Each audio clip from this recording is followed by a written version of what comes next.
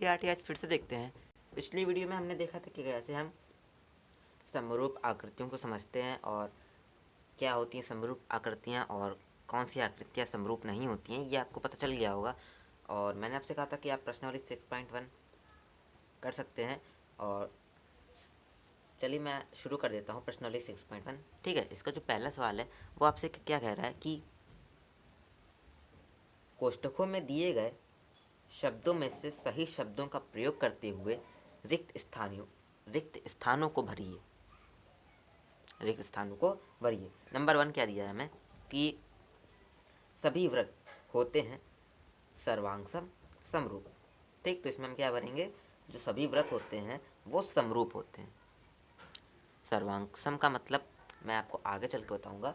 समरूप होते हैं ये तो आपको पता होगा क्योंकि मैंने पिछली वीडियो में आपको बताया था। ठीक है, नंबर 2 क्या है कि सभी वर्ग डैश होते हैं।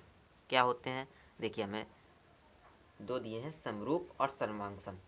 जो सभी वर्ग होते हैं वो कैसे होते हैं, समरूप होते हैं। क्यों, क्योंकि उनकी भुजाओं का अनुपात जो है वो बराबर होता है और उनके कोण जो होते हैं वो संगत कोण बराबर होते हैं। तो इसका आंसर क्या है, समरूप।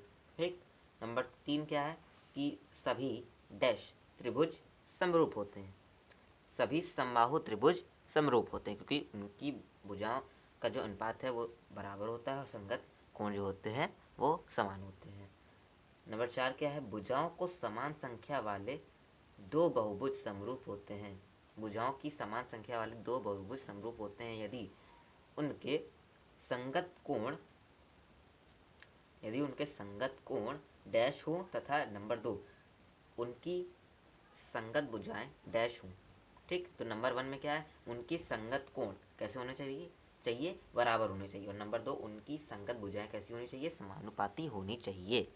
उनकी जो भुजाएं हैं वो कैसी होनी चाहिए, समानुपाती होनी चाहिए।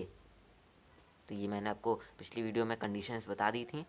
ठीक है, अब जो दूसरा सवाल है देखिए वो बहुत आसान है कि निम्नलिखित युग्मों में से के दो भिन्न उदाहरण दीजिए। दो भिन्न भिन्न उदाहरण दीजिए। ठीक है, देखिए इसमें जैसे आपको बताना है कि समरूप आकृतियाँ क्या होती हैं, उनके दो उदाहरण देने हैं।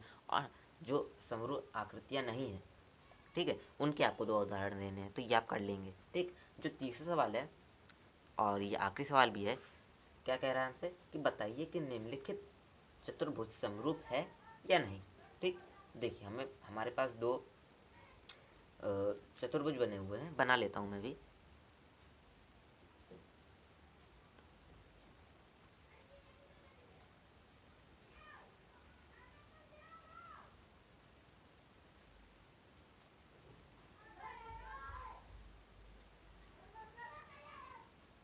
ये मैं आपको समझाने के लिए थोड़ा बड़ा बना रहा हूँ बस।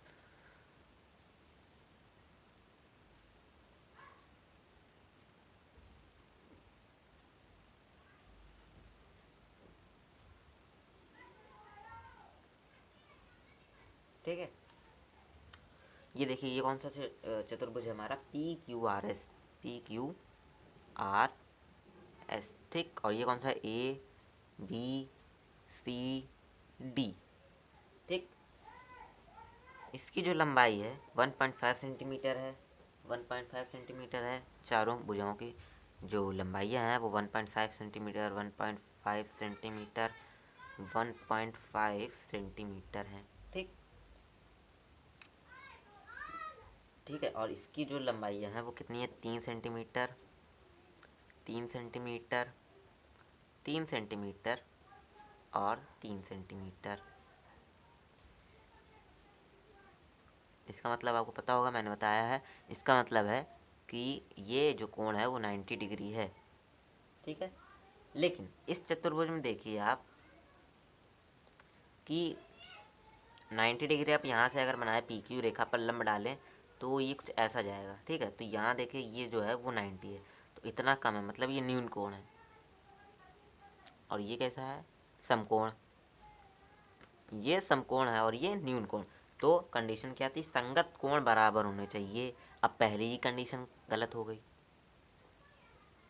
ठीक, तो हम साफ साफ कह सकते हैं कि ये दोनों जो चतुर्भुज है वो समरूप नहीं है। ठीक, और जो दूसरी कंडीशन है हम उसे भी दे सकते हैं। देखिए कैसे देखेंगे कि जो हमारी भुजाओं का अनुपात है वो समान होना चाहिए। देखिए 1.5 सेंटीमीटर अपॉन 3 मतलब कितना हो गया 15/30 मतलब 1/2। यहाँ पे भी 1/2, यहाँ पे भी 1/2, यहाँ पे भी 1/2, मतलब जो हमारी भुजाएं हैं वो समानुपाती हैं। लेकिन जो पहली कंडीशन है कि संगत कोण बराबर होने चाहिए, वही गलत है, क्योंकि यहाँ जो इसका कोण है वो न्यून कोण है, ये भी न्यून कोण है, ये भी न्यून कोण है, ये भी न्यून कोण है ना। ठीक है, ये वाला न्यून कोण है, ये वाला न्यून कोण है, ये तो देखिए ये चारों जो है वो समकोण है। ये न्यून कोण नहीं है, ये न्यून कोण नहीं है, क्योंकि यहाँ से अगर हम लंब डालें यहाँ पे तो ये देखिए 90 से ज़्यादा है, तो ये अधिक कोण है। कैसा है, अधिक कोण है। ये दोनों अधिक कोण है, ये दोनों न्यून कोण है, लेकिन यहाँ पे समकोण है। तो हमारा जो कंडीशन थी पहली वाली कि जो संगत कोण है वो बराबर होना चाहिए, वही गलत हो गई। तो हम कह सकते हैं कि जो चतुर्भुज है मतलब PQRS चतुर्भुज और ABCD चतुर्भुज जो है वो आपस में समानुपाती नहीं है, आपस में समानुपाती नहीं है। तो ये आपकी जो एक्सरसाइज थी, एक्सरसाइज 6.1 छोटी सी एक्सरसाइज थी और ये ख़त्म हो चुकी है। अगली वीडियो से हम पढ़ेंगे जो नया टॉपिक है आपका त्रिभुजों की समरूपता। हम समझेंगे त्रिभुज समरूप कैसे होते हैं और इनकी प्रमेय हम पढ़ेंगे, अभिग्रहित पढ़ेंगे। ठीक है, धन्यवाद।